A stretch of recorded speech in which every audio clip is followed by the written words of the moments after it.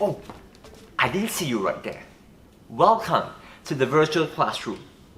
Due to the ongoing battle with the coronavirus, I have decided to convert my lectures into video form so that you can learn from the comfort of your own home. In this series of videos, I will teach you how to improve your drawing skills. Well, let's check it out.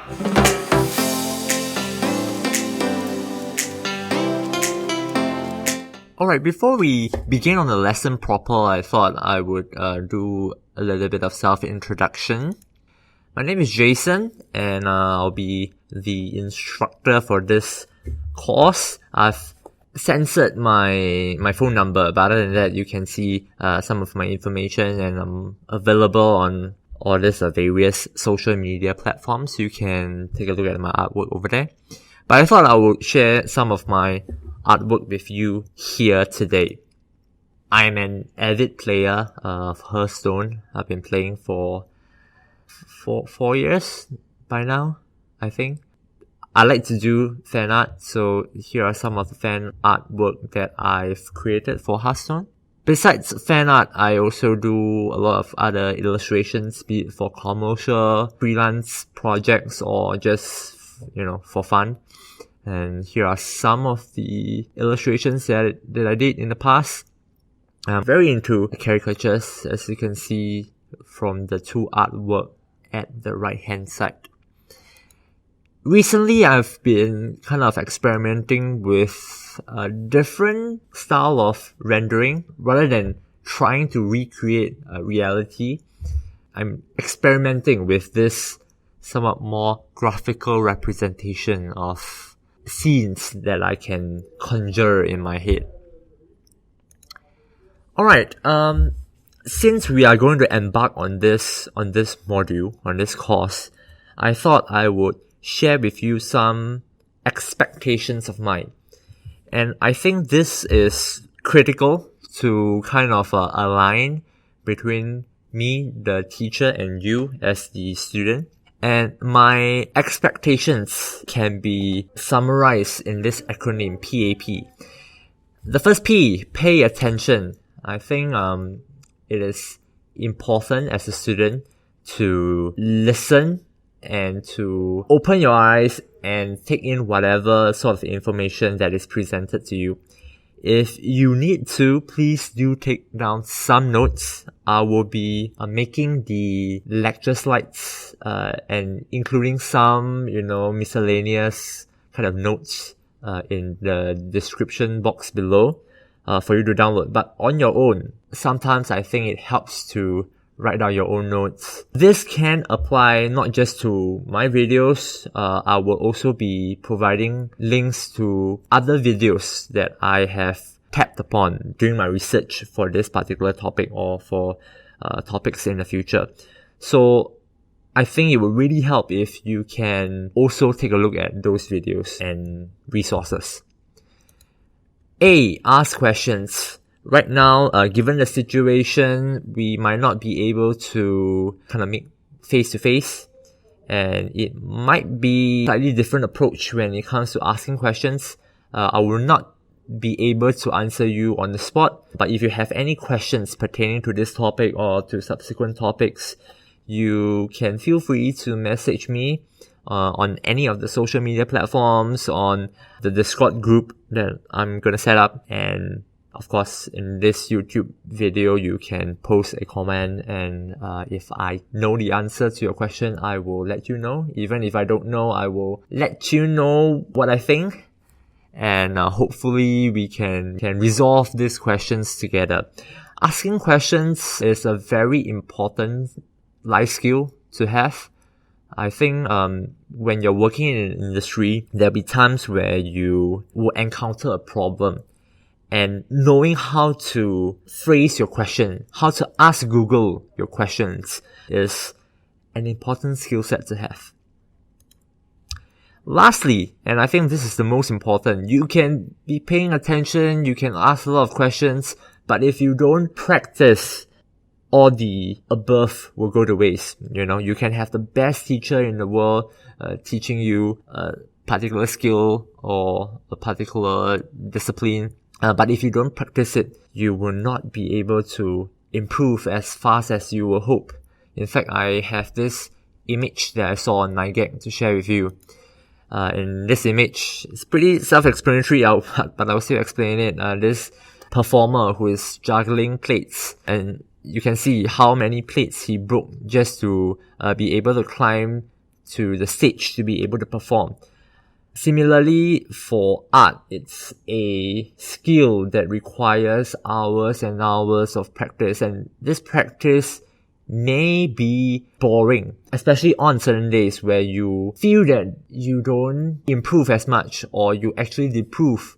It can be very exhausting. It can take a toll on your self-esteem, on your self-confidence. But I think you would just have to stick to your guns, have faith in yourself, and practice. At the end of the day, you have to realize that what you're doing is something that you love, and sometimes it requires sacrifice to be good at doing what you love. So in summary, these are my expectations as a teacher on you, the student. Pay attention, ask questions, and practice. Alright, I'll share with you 2 ways you can hold a pencil while you are drawing. The first method is what we call the tripod grip. This is very similar to how you will hold your pen or pencil when you're writing. The second approach is called the overhand grip. This enables you to have a wider range of motion because you are using your elbow as the pivot when you are moving, as compared to the tripod grip where you are using your wrist. Let me illustrate my point. Now I'll draw something using the tripod grip. Very controlled. This is good for small details and dark shading, because you can exert a bit more force while you are using the tripod grip, versus the overhand grip where you have a wider range of motion, but it's a little bit more difficult to control your strength. So it's better for drawing on a large canvas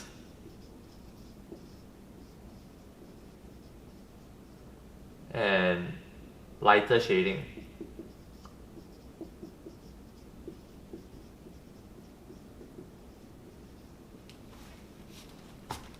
Okay, one thing your gym instructors will tell you before you hit any of the gym machines is to actually do some warm-up exercises to relax your muscles. For drawing, it is similar. You want to relax your wrist before you actually engage in serious drawing, which is what we will do right now. The warm-up exercises that we are about to do is extracted from the Scott Robertson book, How to Draw, which I highly recommend, especially if you want to learn more about perspective. But let's not get too far ahead of ourselves and start with the warm-up exercises first. For this demonstration, I am going to use Photoshop, but you can do this warm-up exercises with any tool that you can find. Okay, without further ado, the first exercise that you want to do, number 1, the first one, is to draw parallel lines. Alright, so on your paper, you can start to practice drawing parallel lines. You can also go vertical.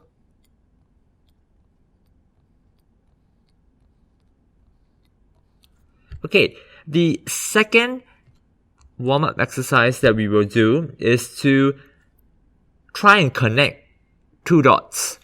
So I will create a dot here and then another dot here, and I will try to connect it.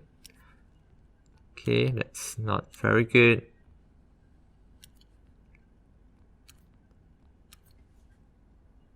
You can play with the different angles.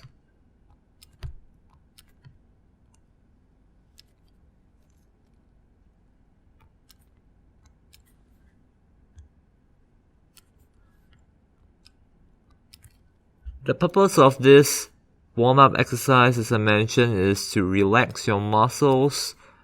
But another reason for doing this is to actually train your precision, your stroke precision.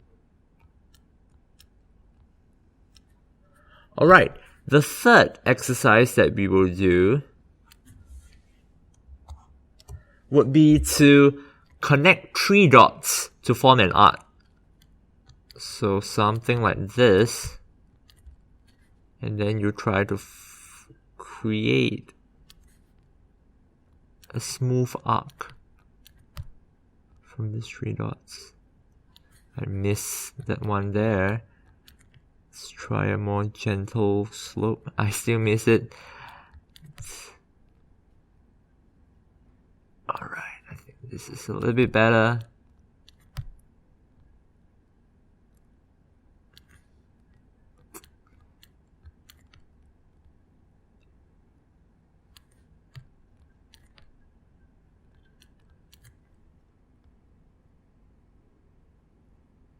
Okay, something like that. Alright. Okay, the fourth, let me just resize this so that it doesn't occupy too much of my canvas. But of course, if you're drawing it on a real piece of paper, you can flip over to the other side. So for the fourth, my goodness, can't count. For the fourth warm-up, you are supposed to draw ellipses. Alright, ellipses meaning circles or oval shape.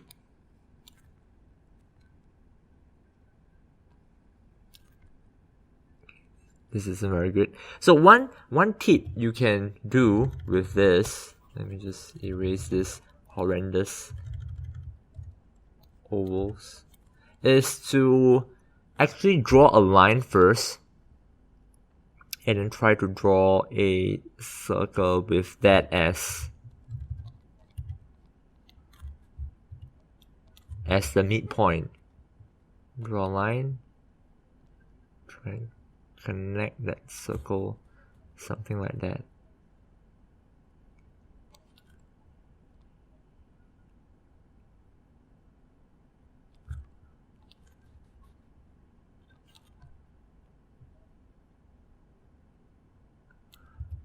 That's not very good.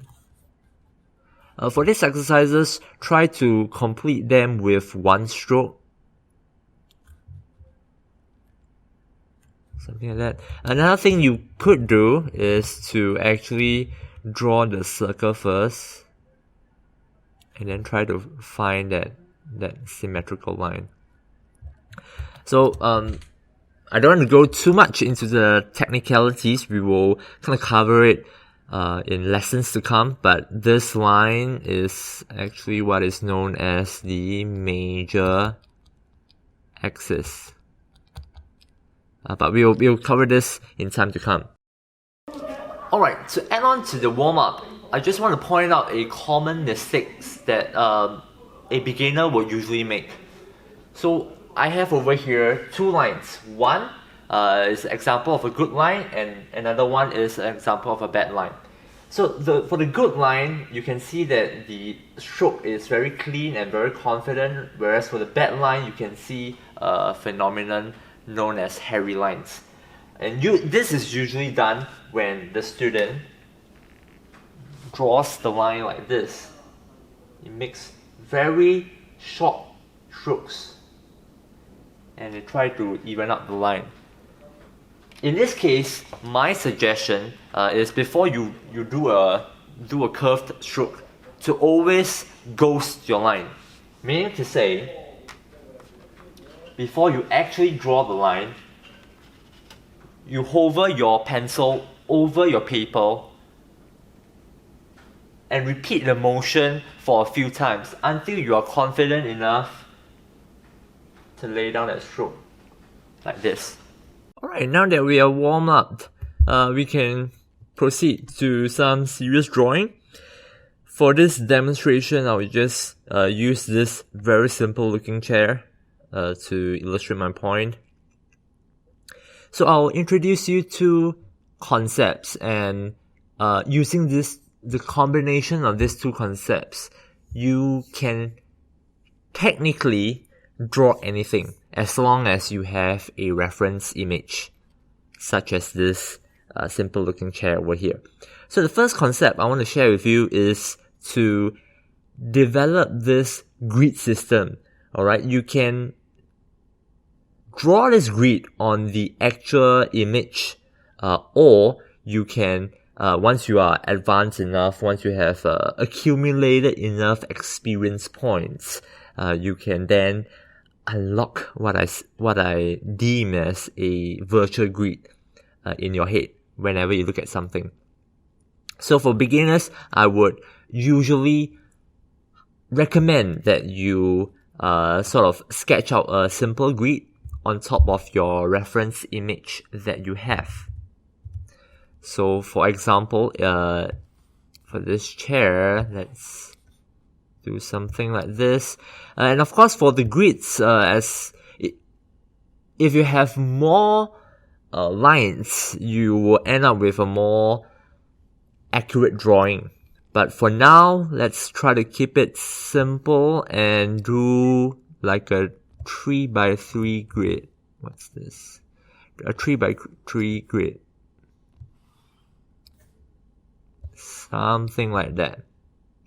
Alright, in your main canvas, the main drawing area, I will do the same. So I'll block out an area like this, kind of matching, try to match as closely as possible to this.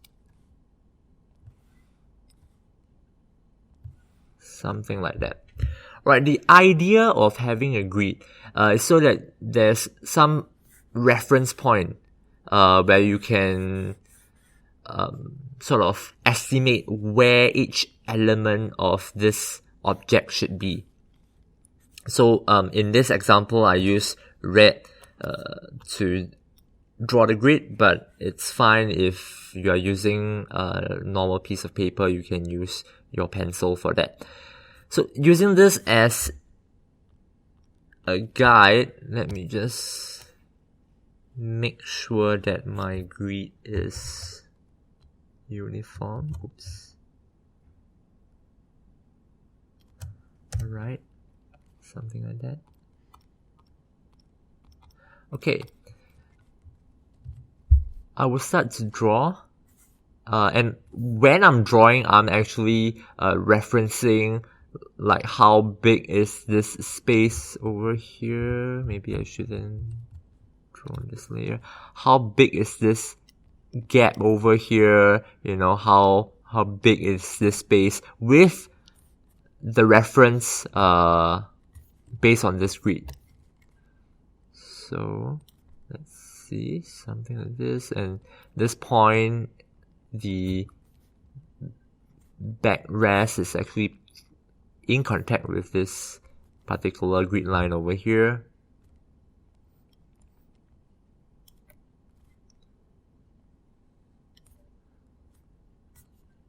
I drew it a little bit too big. As you can see, it's more like this.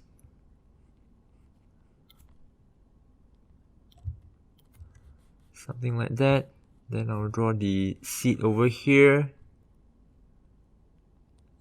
Feel free to do this drawing with me so you can understand where I'm coming from.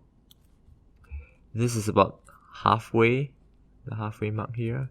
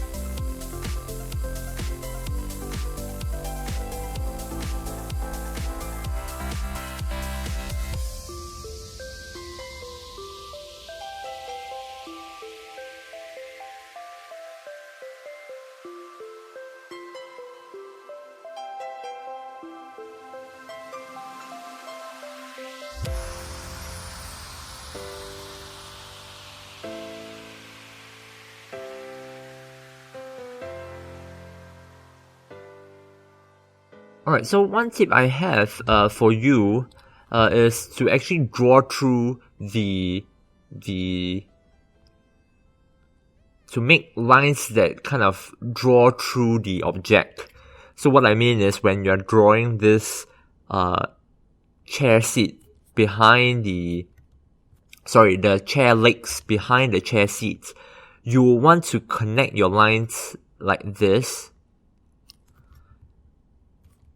And the reason for doing this is to ensure continuity in your lines when you are drawing. Because I've seen a lot of student work where they draw this top part and then the bottom part, the line is over here. It results in a line that is very disconnected.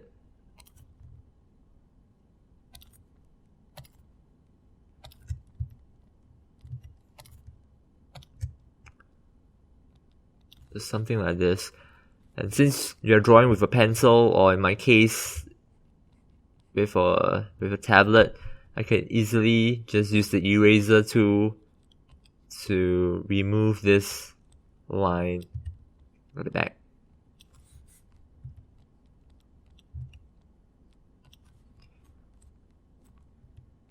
Okay, and with that said, I think I'm done with this chair. So let me just take off the grid and take off all this.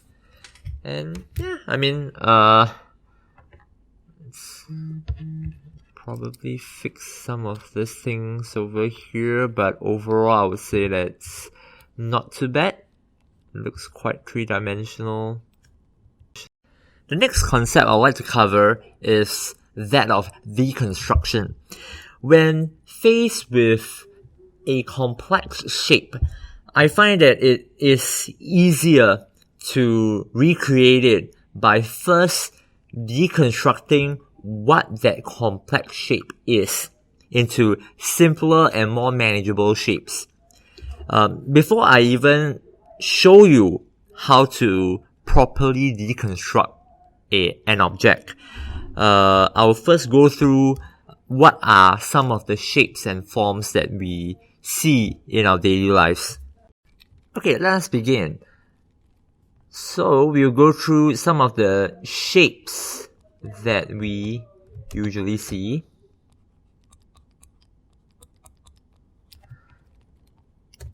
And I'd like to highlight three of them. The first is a circle. The second is a square. And this square can exist as a rectangle, basically a four-sided polygon. Next, we have the triangle. So these are the three kind of basic shapes. And shapes, they are inherently 2D in nature. When we are drawing, we are typically trying to represent a three-dimensional form. Therefore, we need to learn about forms. They are 3D.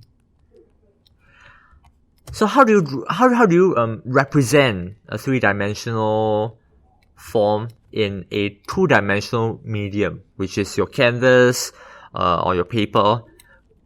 Inherently, it's two-dimensional in nature. It's flat. So how do you represent that? So an example to change from a circle to a sphere, you simply have to add itself. So a circle, and you add a circle. Let me add that circle here. Suddenly, it becomes like a sphere. Okay, what happens when you add a circle with a square? You get a cylinder.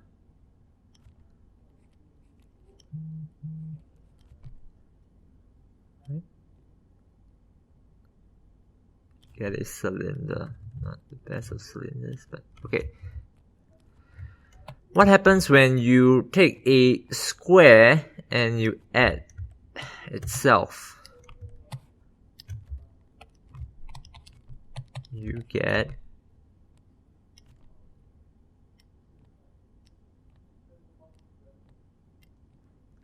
cube. So it becomes a three-dimensional form. What happens when you add a triangle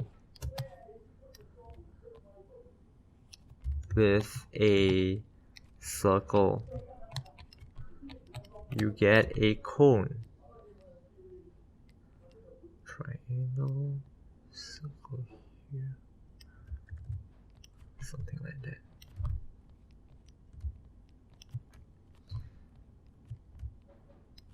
Let me just resize everything to give myself a bit more space. What do you get when you add a triangle with another triangle? You get a prism. Something like this.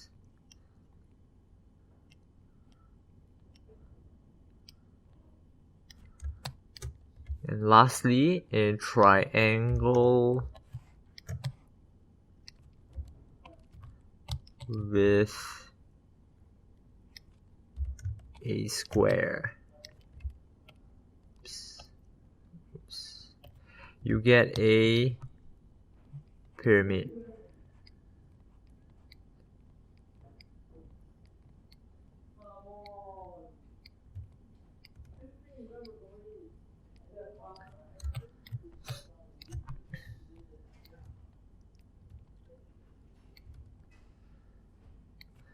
Alright, so you have all these different forms over here.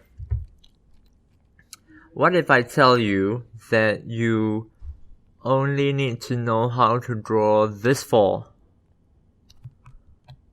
If you know how to draw and how to shape a sphere, a cylinder, a box, and a cone, I can safely say that you can draw at least 90% of what's out there in the world.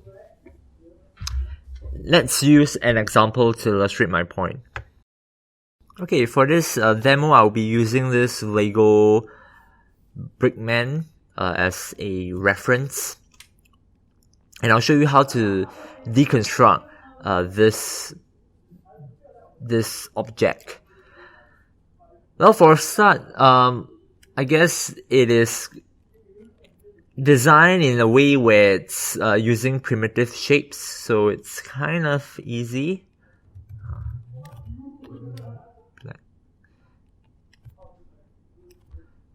So when I tackle something like this, I would be looking at this and saying that, okay, the head looks like it could be a cylinder, right? The neck could be a cylinder as well. For the body, I would say it's kind of like a tapered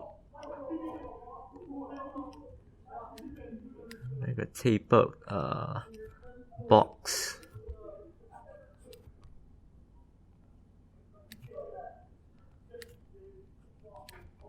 Same for the lower body. I will draw it as a tapered, or rather a box first, and kind of ignore the details for now.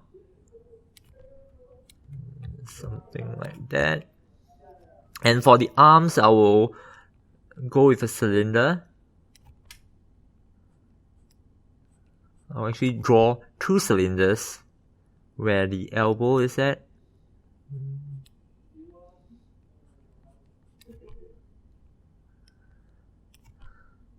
Okay, something like that.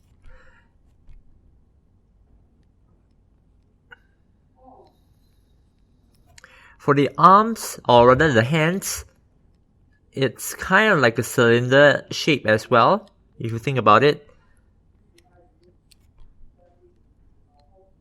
And I'll just punch a hole through this section. And later on, I will use the eraser tool to kind of cut the cylinder. So just do the same for the other side.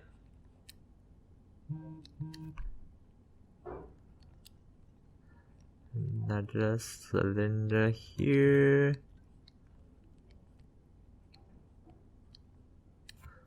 Okay, something like that. That's the very basic structure of a Lego Brickman. Of course, beyond this, I can further kind of subdivide. I can cut out this part over here. This whole part is kind of like a cylinder if I want to go a little bit more in depth. This part is a cylinder. Over here, I will divide this area into the two legs, and I will insert in another cuboid over here. Something like that.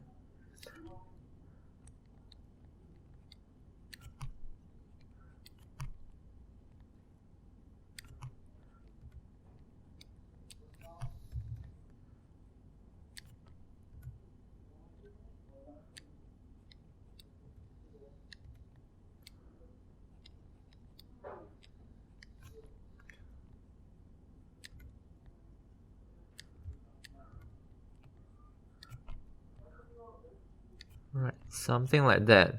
And of course, I can clean up the shapes over here. When drawing with a pencil, it is ideal to draw very lightly during the deconstruction phase, so that you can erase your guidelines later.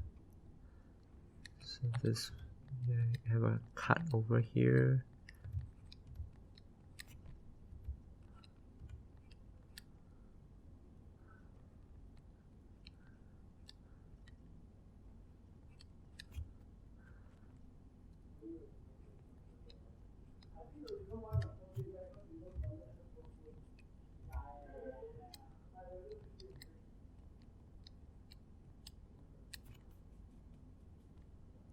Okay, something like that. Of course, you can kind of fill in the details over here.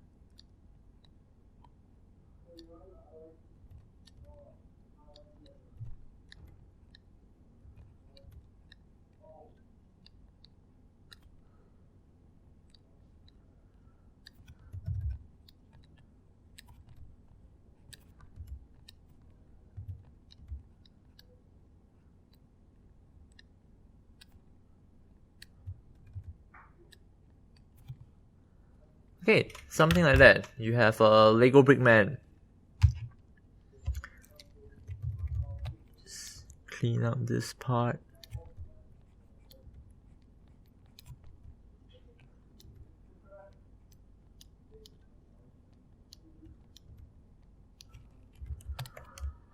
Alright, so in summary, by synthesizing these two different approaches of using a grid approach. Let me just extend this canvas a little bit. Over here.